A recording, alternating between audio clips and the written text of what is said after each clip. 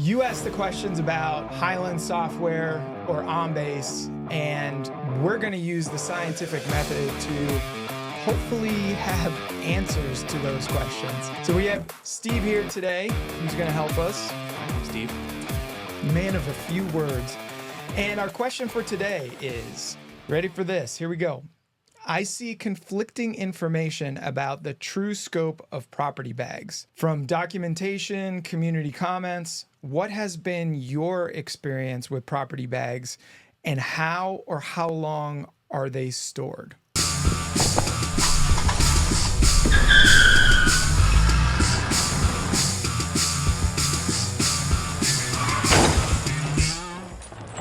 All right, so that is our question, Steve. It's about property bags, and the premise of Crash Test is that we're going to use the scientific method. So do you know what the scientific method is? I guess going back to the high school days, trying to remember, you come up with a hypothesis, you test it and get a result.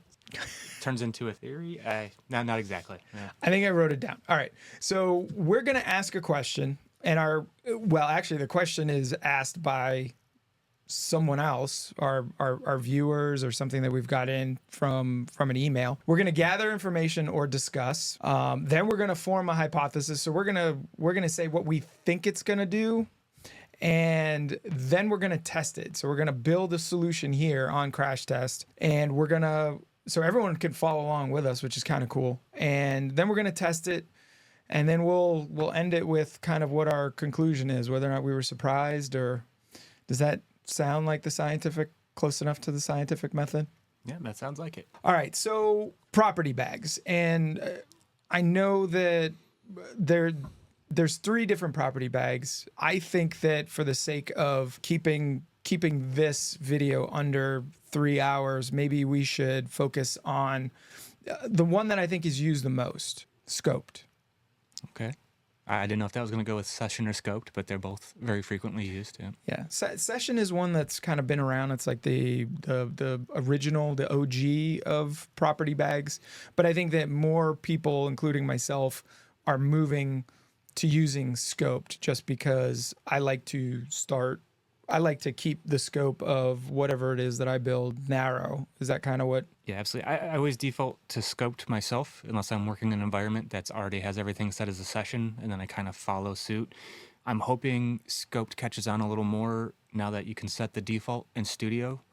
I think every admin should just go in there and hit that button and change their default to scoped on all their actions in Studio, and try to save yourself a headache later. It's closer to how we do it when we're coding, right? We want to keep everything scoped to the bare minimum of what we need. We don't want universal properties. We don't want universal variables. So talking about scope properties, so what is in OnBase? What is a scoped property? And you can talk about it versus a session. I don't think it's out of bounds for us not to bring up the other property bags, but just to Steve is more of the technical side. So his experiences comes from support, and you were on the what team were you on in Hyland? You were on the I started as the commercial manufacturing support, and then eventually moved to the performance engineering team. That's what I was looking for. Thank you. Performance. All right. So what are scoped property bags?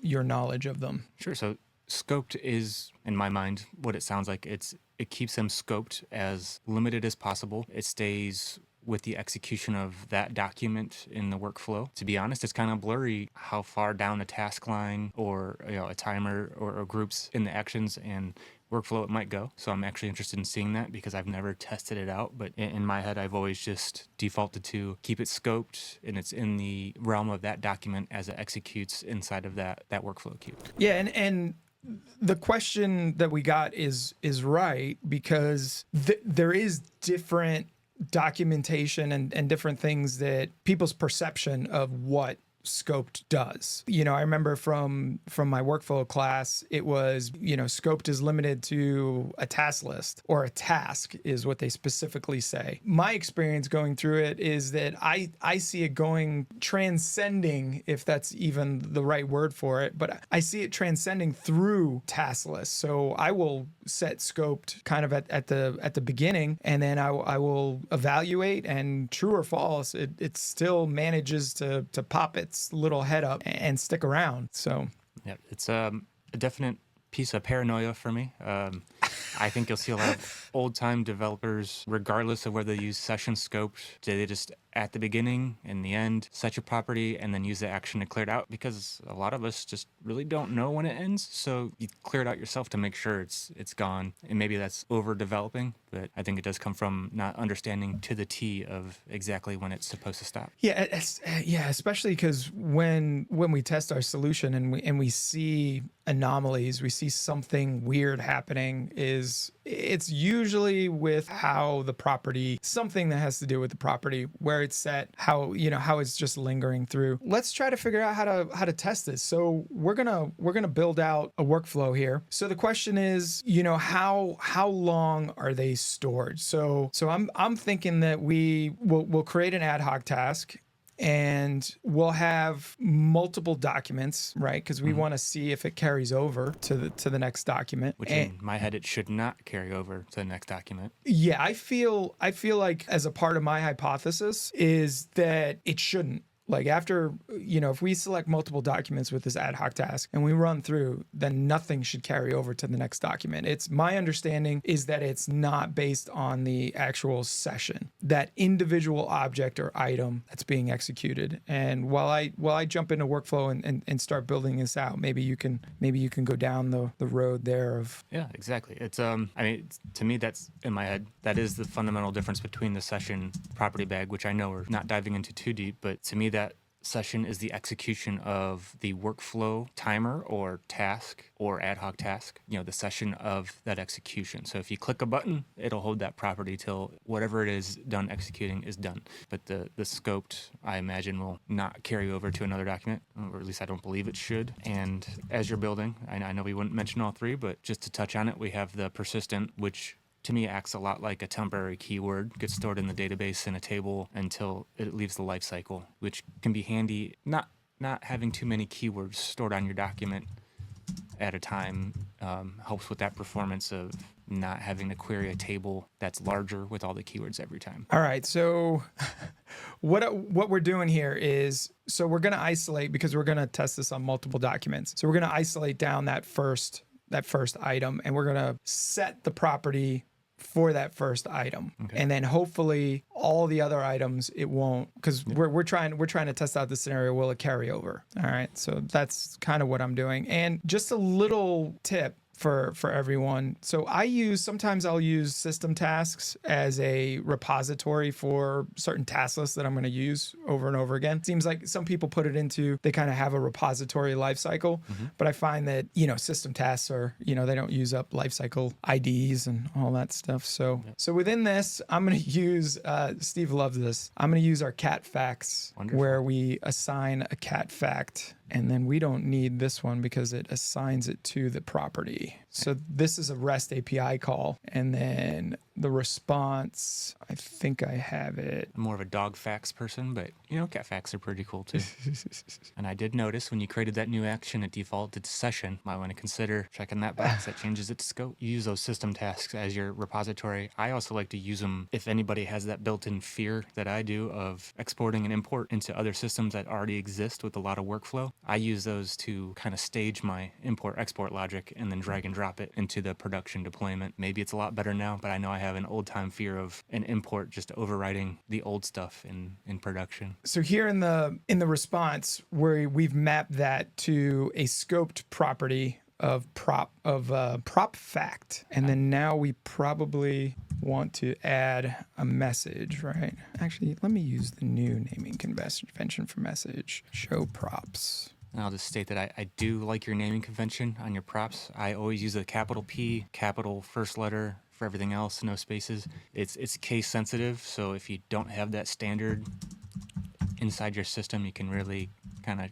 shoot yourself in the foot with one letter difference. And it was set to session. I haven't gone in and set the default. So we're going to have to make sure that everything that we do, we switch over to scoped property bag. All right. So we're going to show our cat fact. Then I think we should show the document handle just so that we know that it's going to be something different. So do we have that in our keywords? No. So I'm going to have to set our property prop DH. So at the top here, we're going to add an action. I use the shortcut keys A and R, or Control A and Control R.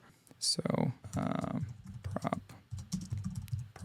we'll just keep it simple. Prop DH equal to DH. I think one of my controversial things is I'm not a shortcut person. I'm a mouse clicker, which would drive some old school people mad, except for the Control A and Control R are ones that I definitely use, and your control arrows to open and close your workflows. But there's definitely tons out there to help you develop faster. I always forget whether or not it's in the keyword or the work item property, the document handle. All right, and then we're gonna set this to scoped. All right, so we have the document handle, so we know for every document that goes through, it's going to assign the document handle. So we know as the message pops up that it's changed. And then for the first item, we are setting the cat fact. And then what else do you think we need to do? Do we need at the end of it, right? We want to do our message again to show props. So you're doing a before and after. Before and after for each one. And then do we want to do any task lists or anything like that to see if something hangs out in the task list? Let me add a task list. Yeah, that's definitely where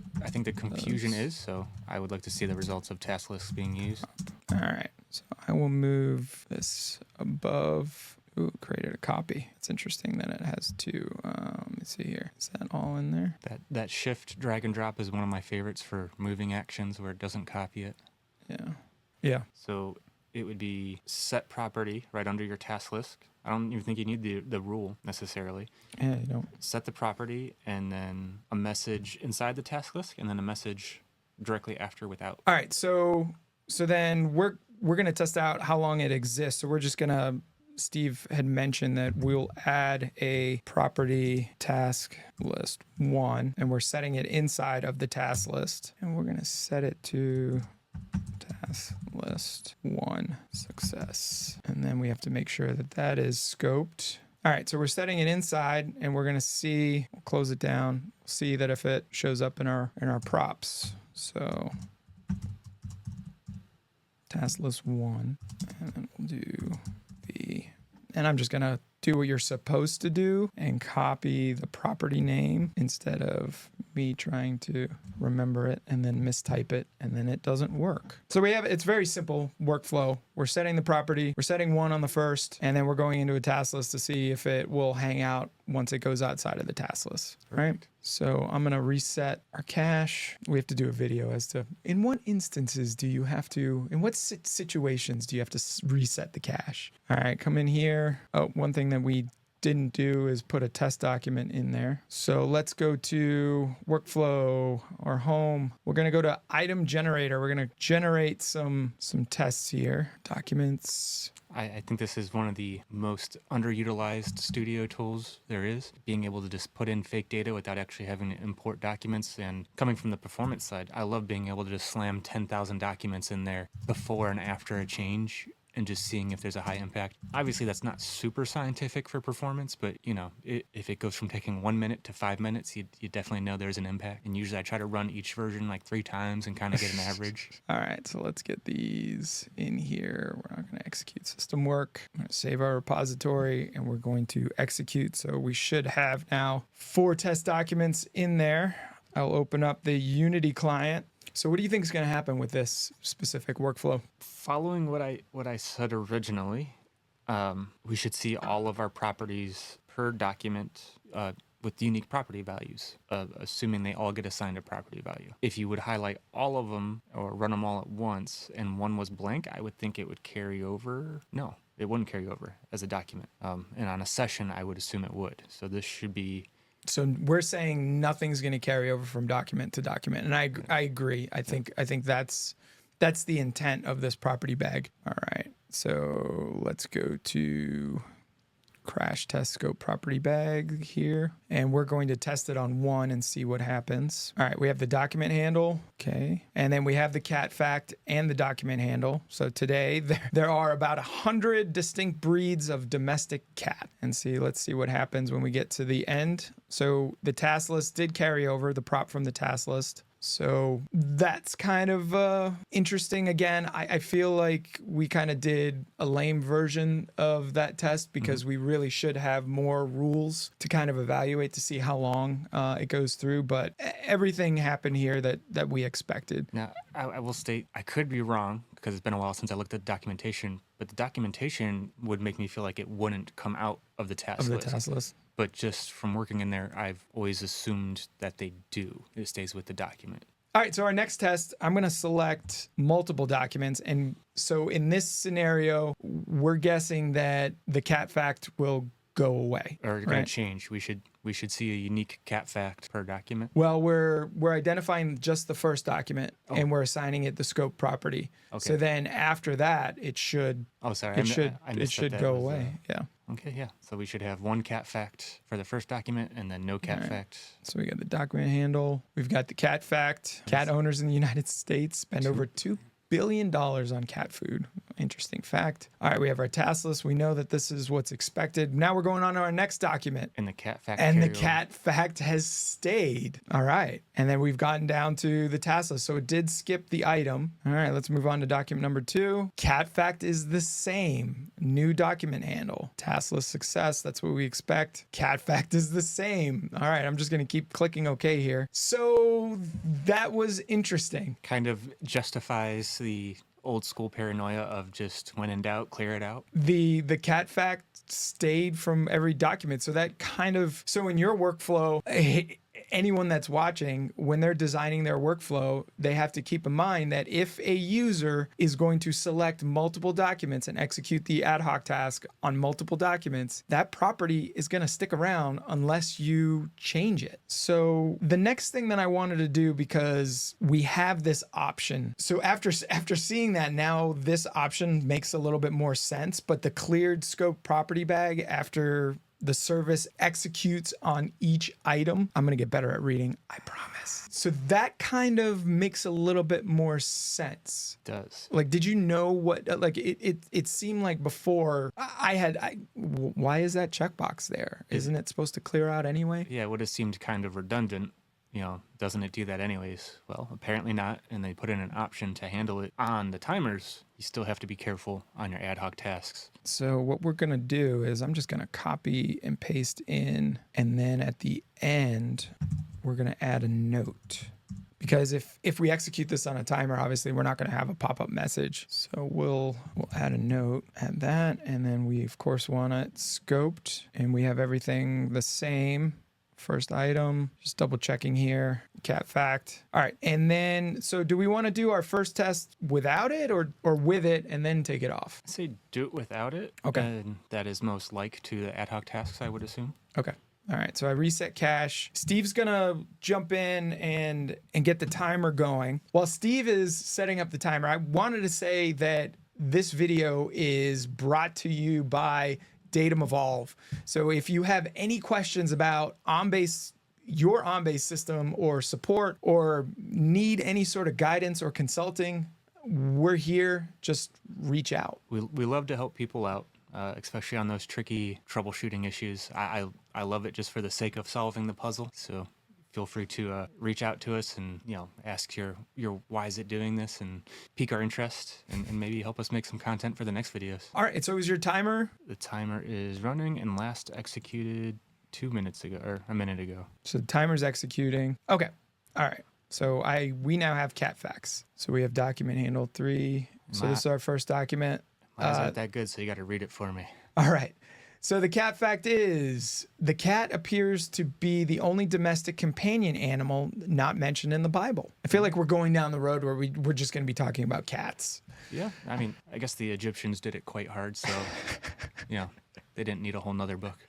If anything, you will walk away with cat facts that you could share at a party. All right, so our next document, cat fact is there. Different document handle. Task list was executed successfully. Our next note, cat fact, is there. Our last note, surprise, cat fact is there. All right, so that one kind of blows my mind a little bit more than the ad hoc task because I've done this 100 times. I've put in scope property bags thinking that they're not going to carry over on the next document. Absolutely. I think a lot of us have always known or have run into weird issues with selecting multiple documents and doing an ad hoc task. So I think we all kind of knew something was weird or off there from the way we understood it. But putting in a timer, there's a lot of places where that could have gone wrong if something didn't have a property assigned to it. So be extra careful on those things that may not always have a property assigned. All right, so our last test scenario is we're going to check this box to clear it. And I'm guessing now I know what that box does, and it will clear out the cat fact. So I've checked the box, reset the cache. Steve, do whatever you need to do on your side. And we'll give it just a couple seconds to make sure it resets. Since I'm supposed to be the technical expert here, we are going to edit this so I was right at the beginning. No, we're just gonna, You don't want to be wrong? we're just going to let me be wrong? Okay. You should have tested this on your own. I should have cheated and just did it ahead of time. All right, I'll execute that. And I'll also take this opportunity while Steve is setting that up to make sure that if you enjoy this content, not only come reach out to us, but applaud us by just subscribing to this channel. It helps us understand what everyone likes and what we could put together, and it pads our ego a little bit. That makes us feel good. Yeah. And as I mentioned before, feel free to share the topics that you want us to test. We don't want to get to a point where we're making up our own scenarios. We want that user feedback. Yeah, exactly. All right, so did the timer run? It did. All right, let me refresh. All right, so the first one. And who's sick of cat facts? Not me. An adult lion's roar can be heard from up to 5 miles, 8 kilometers if you live in Europe, Canada, well, everywhere else in the world. Here. Anywhere but here. All right, document handle. All right, here it is. No cat fact. No cat fact. Spared everyone. No cat fact. No cat fact. All right, so that checkbox does something. If you were ever wondering what that does, why is it there? It is to clear out your scope properties because they will stick around. They are like sessions, apparently. Yeah, if you're like most of us and have developed thinking that scope is per document, I want to go in all your timers and check that box real quick and maybe pretend it didn't happen. Hope nothing broke. All right, so our last point on the scientific method is draw a conclusion, Mr. Steve. My conclusion was I was a little bit wrong. I'll only say a little bit. I was partially wrong. That scope property lives throughout the life of the execution, not just the document. Correct. It is on each item that is packaged in that batch that is being executed on that time or by that timer. And so I know that I'm going to be revisiting a lot of my life cycles and making sure that at least if it's not being reassigned, that I'm doing my due diligence to clear out that property or to check that box. I'm going to check the box probably because that takes less time. So thank you everybody for watching. By the way, I wanted to mention that if you send us these questions are from you all. If you send it to us, you get, and we use it out on a crash test video, on an episode of Crash Test, you get what Steve is wearing. You get we will send you a Crash Test hoodie where on the side it says Crash Tested. Pretty cool. So we have a link to the submission process for any of your questions, anything that you want us to test out, anything that's in your system that's a scenario that you want to see us kind of dive into. And also comment if you see something in this video that, hey, expand your tests, do a episode 2 or a part 2 of it, then we'll be happy to put it together. So all that information will be in the description of this video. And my mind is blown. Yes, I definitely crashed.